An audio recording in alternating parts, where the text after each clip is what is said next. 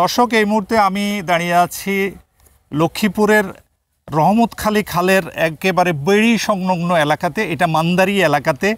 এই খালটি লক্ষ্মীপুরের জন্য অত্যন্ত গুরুত্বপূর্ণ একটি খাল, কারণ লক্ষ্মীপুর সহ নোয়াখালী ফেনী পর্যন্ত এই খালের বিস্তৃতি। এই অঞ্চলের যে বৃষ্টির পানি এবং বন্যার পানি সহ সমস্ত পানি এই খাল হয়ে এটি মেঘনাতে গিয়ে পড়ে। এজন্যই এই খালটি সবচেয়ে গুরুত্বপূর্ণ। আবার এই খালের দুই পাশেই বেড়ির মতো একটি সড়ক রয়েছে, যেই সড়কটি এই খাল থেকে পানি উপচিয়ে যেন জনপদে না ঢুকে পড়ে, সেই জন্য এই বেড়িগুলা রয়েছে। আমি যে জায়গায় এখন দাঁড়িয়ে আছি এটাও একটা বেড়ি। এই বেড়ির দুই পাশে আমি যেখানে আছি আমার ঠিক অপোজিটে এবং আমার পিছনে দুই দিকেই ব্যাপক ভাঙন চলছে এবং কয়েক বছর ধরে ভাঙতে ভাঙতে এটা এখন এমন এক পর্যায়ে এসেছে যে পর্যায়টির এখন এই এলাকার মানুষকে মারাত্মকভাবে তাদেরকে আতঙ্কিত পর্যায়ে নিয়ে গেছে। আমার পাশে অনেকগুলো শ্রমিক শ্রেণীর মানুষ রয়েছে যারা এই এলাকায় বসবাস করেন। আমরা তাদের কাছ থেকে এই বেড়ি এবং এই যে রহমতখালী খাল বা আঞ্চলিকভাবে এটাকে ওয়াবদার খাল হিসাবে চিনে, এই খালের এই যে ভাঙন, এই ভাঙনের কারণে কি কি ক্ষতি হতে পারে, আপনি মুরব্বী মানুষ একটু বলেন যে আপনারা তো ভেরিপাড়ের এই খালপাড়ের মানুষ, এই খালের যে স্রোত এবং এই যে ভাঙন হচ্ছে, এই ভাঙনের জন্য আপনাদের কি কি সমস্যা হতে পারে? ক্ষতি হইতে আছে। কত মানুষ আমরা মনে করেন চলে যাই, বেগুন করি বুঝিয়া লোক, বহুত লোক আছে রোডের লগে।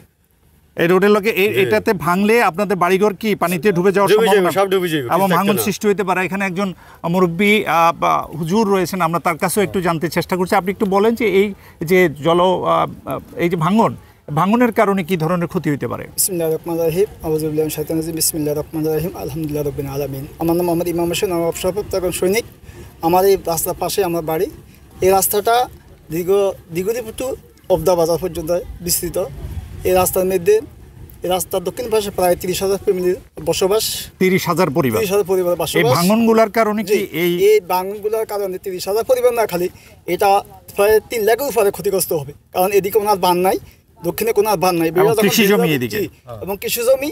এই এলাকার লোক খুবই গরিব লোক, কৃষক, শ্রমিক, এবং তারা খুব কাজ করবে। ভাঙন রোধের জন্য আমাদের প্রস্তাব হলো বর্তমান সরকারের প্রতি আমাদের আপনাদের থেকে দৃষ্টি আকর্ষণ যে অতি দ্রুত যেন আমাদের এই কাজটা তাড়াতাড়ি করে এই এলাকার লোকের কাজগুলো সম্পূর্ণ করে দিয়ে লোকজনের চলাফেরার জন্য সুযোগ করে দেয়। এটা হচ্ছে কৃষি নির্ভর এলাকা এবং কৃষি জমি এই অঞ্চলে। এই ভাঙনের ফলে কৃষি জমির ব্যাপকভাবে ক্ষতিগ্রস্ত হবে এবং কৃষি জমির উৎপাদন ব্যাহত হবে। যারা এই অঞ্চলে বসবাস করে তারাও চরমভাবে ক্ষতিগ্রস্ত হবে। এই ক্ষতি থেকে রক্ষা করতে হলে পানি উন্নয়ন বোর্ডকে দ্রুত সময়ের মধ্যে পদক্ষেপ নিতে হবে এবং এই যে বেড়িবাঁধ ভেঙে যাচ্ছে সেই বেড়িবাঁধ ভাঙন রোধের জন্য কার্যকর পদক্ষেপ নিবে। এখনো পর্যন্ত কি এখানে পানি উন্নয়ন বোর্ড বা সরকারের পক্ষ থেকে কোনো লোক এটা দেখতে আসছে কিনা?